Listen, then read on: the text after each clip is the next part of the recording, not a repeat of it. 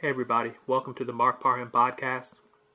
And I wanted to talk about, New York City and all the flooding that's been going on. It's amazing to me that a city with so many great leaders, so many people in finance, so many, scientists and just, people who are highly intelligent. It's amazing that New York City can't get its act together. I mean, I was looking at some of the flooding and, Eric Adams, who's supposed to be leading the city. It's almost like he doesn't know what he's trying to do. I was looking at images of the subway flooding. I've been looking at images of parents trying to get their kids from schools and stuff because some of the schools had to, I guess, close down because of all the water and stuff. And Eric Adams is like, he acts like he doesn't know what he's doing. I don't think he knows what he's doing. If you look at what's going on with New York City should be prepared for this type of weather, for these type of situations. Considering what happened during Hurricane Sandy and all the water that was in the streets, New York City is supposed to be on top of their game. And this mayor he's doing a horrible job.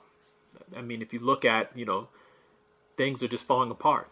There was even a video by Casey Neistat that I saw on Twitter where, the sidewalk was, falling apart or something like that. And so I've never seen the city like this under, any mayor, at least in my lifetime. Bloomberg wasn't even this bad. And,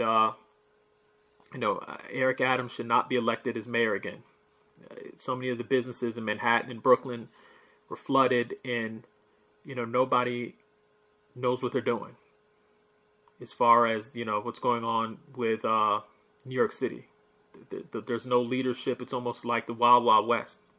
And again, Eric Adams was somebody who was so concerned about immigrants and where they're going to sleep at and, getting them straight. But people who have to live in New York are, going through hell.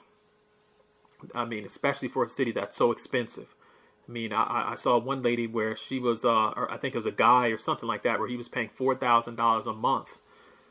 I mean, that's what he said for almost like a apartment or something, or a room in a basement somewhere. I don't know. But, he had all this flooding. And the city is not prepared.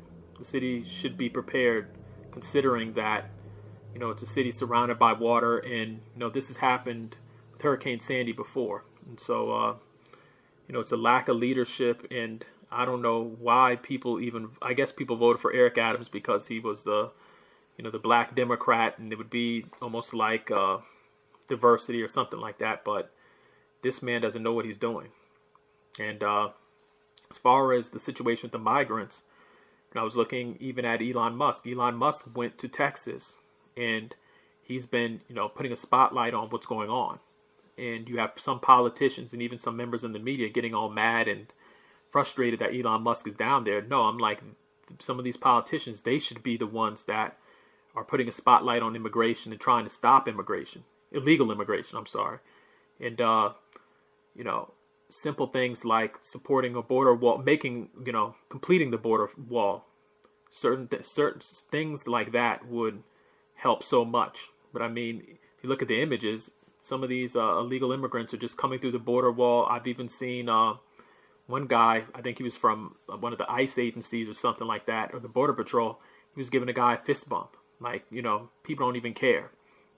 And so, I thank God we have folks like Elon out there who could be spending his time on a beach somewhere, going down there and saying, okay, what's the problem? And let's spotlight this. I think it was a great thing that he took a video, and he's been telling other folks on Twitter, you guys can, turn yourselves into citizen journalists. Just take your cell phone camera and, upload a video and then share it around the world. I think that's what's going to happen because the news media, they don't talk about it anymore. I mean, you'll see a quick story on the crisis at the border, and then it's just like, okay, let's talk about Donald Trump. They spend more time talking about Donald Trump than the crisis at the border. And so, again, America can't keep on allowing everybody to keep coming across the border. We don't know who these people are. Some of these folks might be criminals. And if you look at the images, it's a lot of adult men.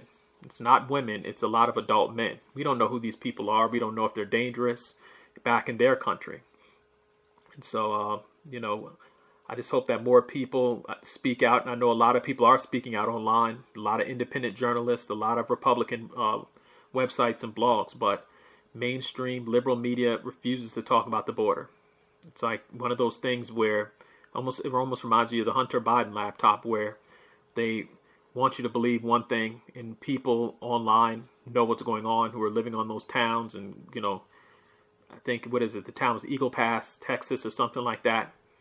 I mean, if you think the problems are bad in your city, imagine, actually being, in the heat of the action.